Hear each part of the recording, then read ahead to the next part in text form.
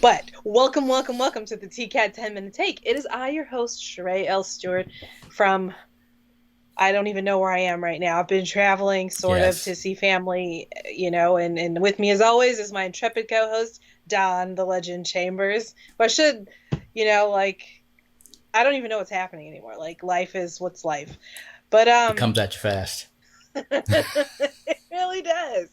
Um yeah. Yeah. So I'm in North Carolina and it's too hot for my brain at the moment, and it's like humid hot Mm, in I a way remember that that. I'd forgotten about Yeah. from leaving New Orleans, and so it's like I'm feeling a little cooked. It's not Yeah. hot in the house. It's just it's out there waiting for you. It rains every day, and it rained the other day, and Don, I swear to God, it was like being in the shower. Yep. It was hot rain on my skin, hot rain with steam There was in no my relief. glasses. There was no relief. It was hot water from the sky. I could have had a bar of soap and had a shower, hot water from the sky. Oh, But whatever. So I'm glad you got that off your chest. it's how do people live in the South? I don't understand. It's so extreme. It But is. anyway, Anyway, we are talking about today. What are we talking about? We are Suicide talking Squad. about Suicide Squad, James Gunn's Suicide Suicide Squad, Squad. not the previous Suicide Squad that we got, but the new one The new that we one. got. But Yes. before we get started, make sure you click that subscribe button and you click that bell to get all the 10-minute takes as soon as they drop. And because I'm a terrible host, I haven't gotten the timer ready. It's I can okay. do that. Listen, life is a struggle. I think right now our tens of listeners are probably they make bets. They're like, does she have the time already? I bet she doesn't. I bet she does. And it's just a If there's too much, if I come in too hot on the top, I don't have it. exactly. If I'm super professional, then I have it. But if I'm coming in hot, I do It's like, not. nope, it's not there. All right. So Dom will go first as we talk about this thing. Go. Boom. Suicide Squad, directed by James Gunn, starring Idris Elba and John Cena. Also, just in case if people didn't realize or they just been too lazy to look up, I'm going to include Sylvester Stallone because he's the voice of what was that shark guy's name again? King Shark. King Shark. Sorry. Yeah, easy. Um, Idris Elba as Bloodsport, I believe it was, and John Cena as Peacemaker. First, let me just say, John Cena is a very funny dude. John Cena is really funny. Like I first saw John Cena in a movie in that I want to say that Amy Schumer.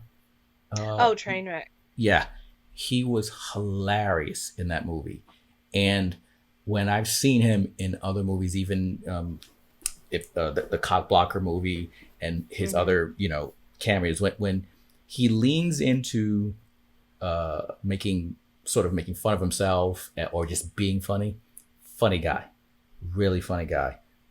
So I look forward to seeing more of him, hopefully within the superhero universe, be it as Peacemaker or if they shoot him off to do something else, because I think he gets it.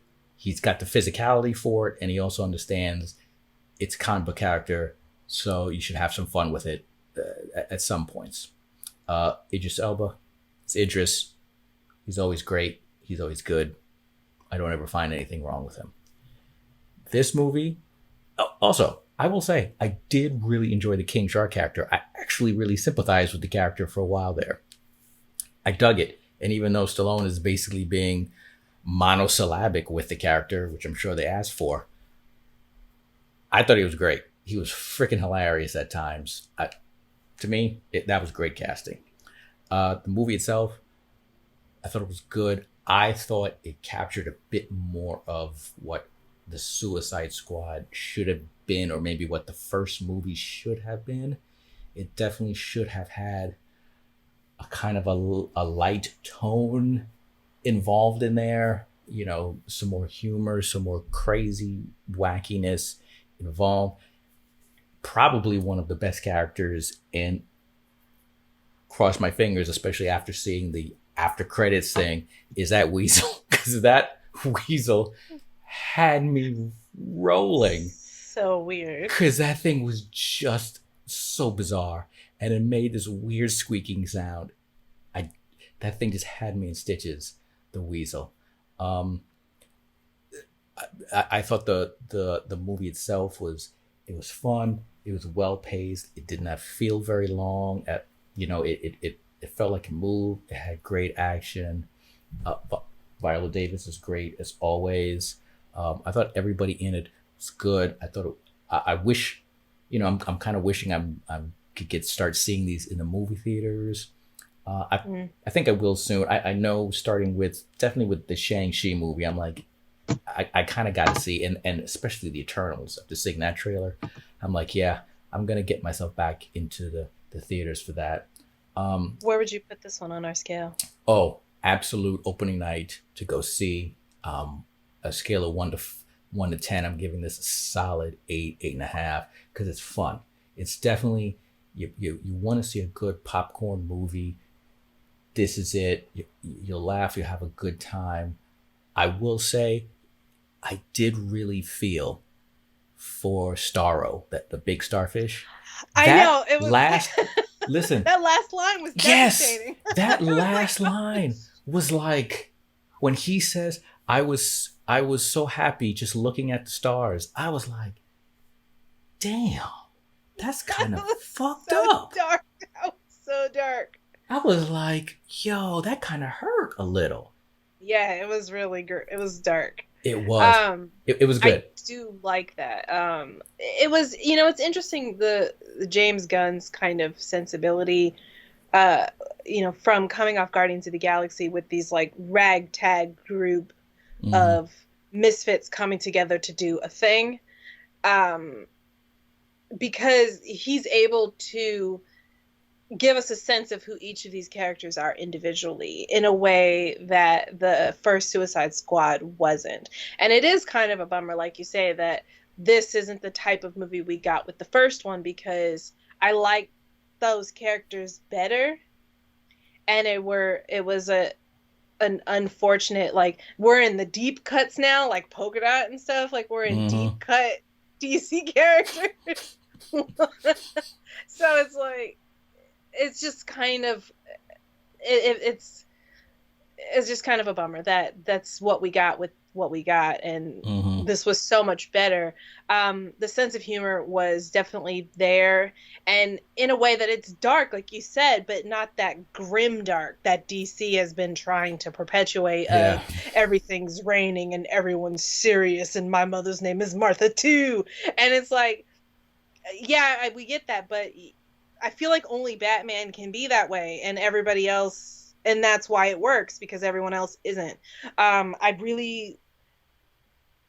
I wasn't 100% sold on Viola Davis as Amanda Waller in the first one, because I love CCH Pounder so much as Amanda Wallace. Yeah, she's great, that voice. Yeah. I just loved it, and I'm like, she's an actress who is not just a voice actress, not that that's just a voice actress, but she's an actress that does stuff they very well could have used her. And there's no reason they couldn't have cast CCH Pounder as Amanda Waller, and that's a hill I'm willing to die on. However, Viola Davis in this one, she really brought the depth of how scary that character is, like how far she's willing to go to do what she thinks that needs to be done.